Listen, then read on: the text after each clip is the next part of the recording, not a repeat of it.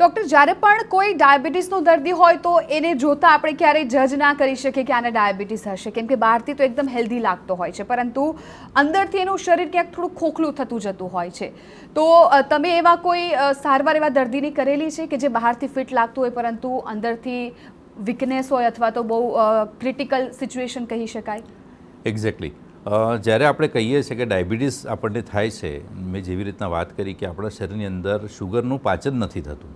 હવે શુગરને આપણે કદાચ બીજી રીતના વિચારીએ તો શુગર એટલે ઉર્જાનું એક સ્ત્રોત છે. હવે ઉર્જાનું એક સ્ત્રોત છે, જ્યારે સમજો ડાયાબિટીસ મારું વધારે આવતું હોય એનો અર્થ મારા શરીરની અંદર શુગર વધારે છે.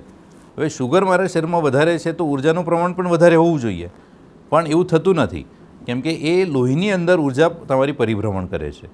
હવે લોહીની અંદર જ્યારે ઉર્જા પરિભ્રમણ કરે છે અને ઉર્જાનું રૂપાંતર તાકાતમાં જે થવું જોઈએ એ આપણું શરીર કરી નથી શકતું, પચાવી નથી શકતું.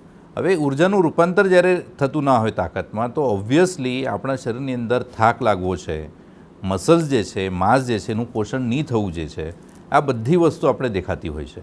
એટલે એવું કહી શકાય ચોક્કસપણે, જે બધા જ આપણે વિચારીએ છીએ કે ડાયાબિટીસના દર્દીઓ જે છે, ઉપરથી ભલે આપણે કંઈ સારામાં સારા દેખાતા હોય, તાકાતવર દેખાતા હોય, કાં તો વજનને આપણે કદાચ ગણીએ તો વજનદાર માણસ દેખાતા હોય, પણ અંદરથી જે તમે શબ્દ યુઝ કરે છો ખોખલો માણસ થઈ જાય છે, અથવા તો દીમકની જેમ માણસનું શરીર ખવાઈ જાય છે, તો ચોક્કસપણે એવું કહી શકાય. કેમ કે ડાયાબિટીસના બહુ બધા પેશન્ટો, મેજોરિટી પેશન્ટ તમે જોશો તો તમને એવું દેખાશે કે જેની અંદર એ લોકો ગોળીઓ લેતા હોય છે, ગોળીઓ લીધા પછી સામેની સાઈડ શુગરનું કંટ્રોલ દેખાય છે, પણ એ શુગર જતી નથી.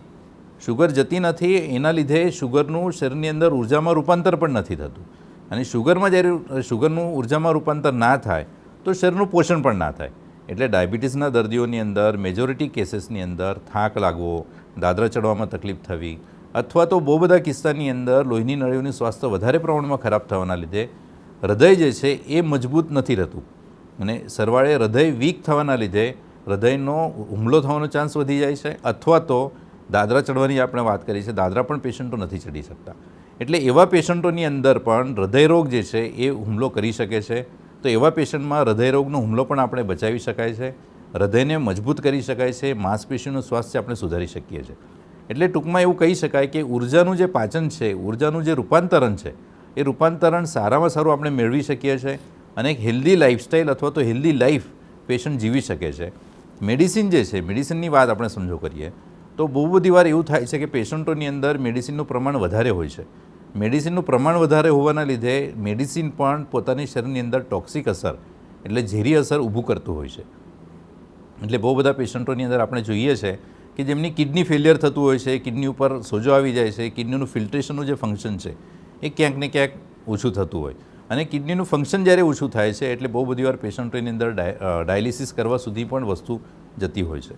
એટલે હું ચોક્કસપણે કહીશ કે જ્યારે ડાયાબિટીસનું પ્રમાણ વધતું હોય છે, ડાયાબિટીસનું પ્રમાણ આપણે સમજો ઘટાડી શકીએ તો કિડનીને પણ આપણે સારામાં સારું બચાવી શકાય. કિડની ઉપર વધારે લોડ જે આવતો હોય એ લોડને આપણે ઘટાડી શકીએ.